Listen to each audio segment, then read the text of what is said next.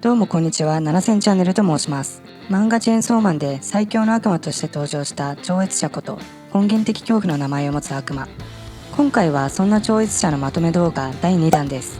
前回アップした超越者予想7000動画ではたくさんの予想コメントありがとうございました。今回は皆さんに予想していただいた悪魔をコメント数順にランキング形式で紹介していきます。悪魔の能力も皆さんのコメントを参考にしていますので、ぜひ予想しながら見てみてください。早速第7位、無の悪魔。虚無の悪魔もカウントしています。イメージは名前的にもぴったりなボイトさん。確かに無って説明しづらいけどなんか怖い。まさに根源的恐怖を感じます。能力はこんな感じでしょうか。能力無効化は能力漫画ではあるあるな能力ですよね。重要な役どころを持っている能力というイメージです。無というと空間的なイメージも連想されるので、消去系や空間操作的な能力もありそうです。第6位は未知の悪魔。最強悪魔と呼び声高い死の悪魔も未知だからこそ怖いという意見もあり、確かにそうですよね。まさに根本的なお話ですね。イメージはめっちゃ未知感のあるブリオンさんにしてみました。能力は強制的に未知な状態を作り出す五感ダッシュや記憶操作、時間操作あたりでしょうか。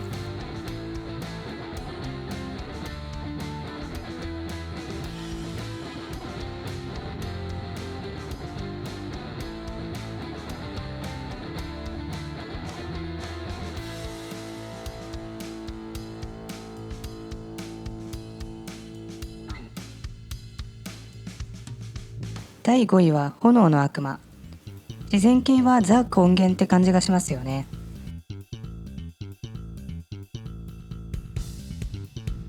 イメージは当然アグネさん。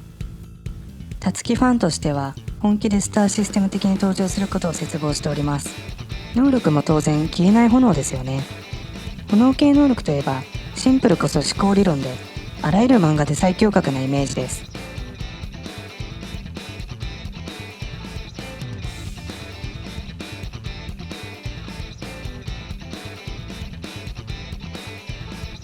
第4位は神の悪魔。すごく矛盾している名前の響きです。天使の悪魔がいるのでありですよね。神様なので当然ですが、基本どんな作品でも最強格な存在ですよね。一部神様インフレしてる漫画もありますが、能力はやっぱり全知全能、まさに神。何でも想像できる能力も持っていそうです。無から有を生み出す能力って能力漫画でも何かしら制約があるくらい強能力として描写されることが多いですよね。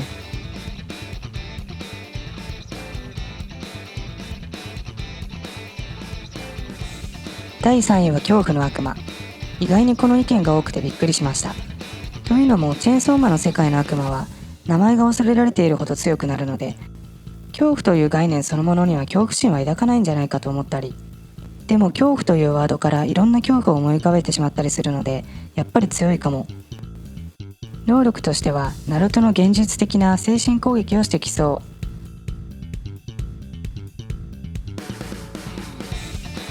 相手の恐怖心をコントロールしてセルフドーピングできたら強そうです。第2位は悪魔の悪魔。悪魔が現実に存在しているチェーンソーマンの世界では相当恐怖の対象になっていそうですよね。冷静に考えて街中に悪魔が普通にいるのめっちゃ怖い。前の動画でも言ったのですが、この悪魔の悪魔がチェーンソーマンだったら面白いですよね。悪魔といえばサタンですが、作中では明らかにチェーンソーマンをサタン的に描写されている節がありますよね。眷属しかり失楽園しかり、チェーンソーマンの特別な力が悪魔の悪魔だからこその力だったら面白いですよね。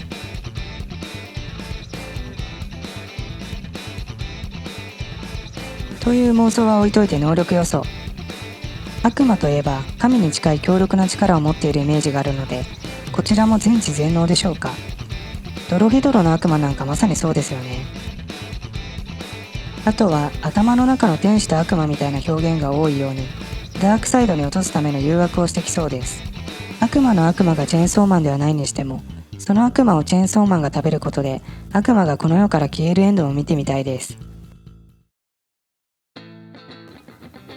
堂々の第1位は人の悪魔。結局一番怖いのは人間でしたっていうのはよくある話ですよね。イメージはまんまの真人さん。人の悪魔はめちゃくちゃ出てきそうですが、その能力をどうするかは難しそうです。人を人たらしめるものは何かというテーマに直結しそうですが、よく漫画で人間を代表する能力として挙げられることで、理性や知性があることだったり、それを発展させて科学力がありますよね。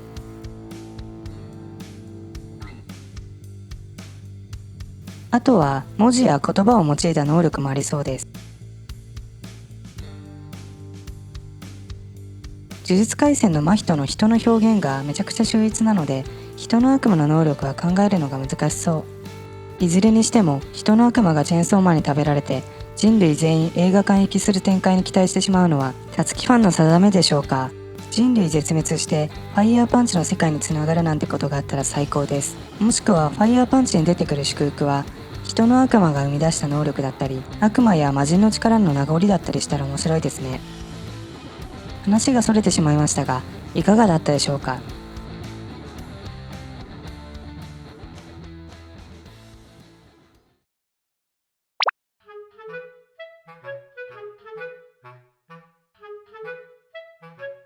ベスト7をまとめるとこんな感じです。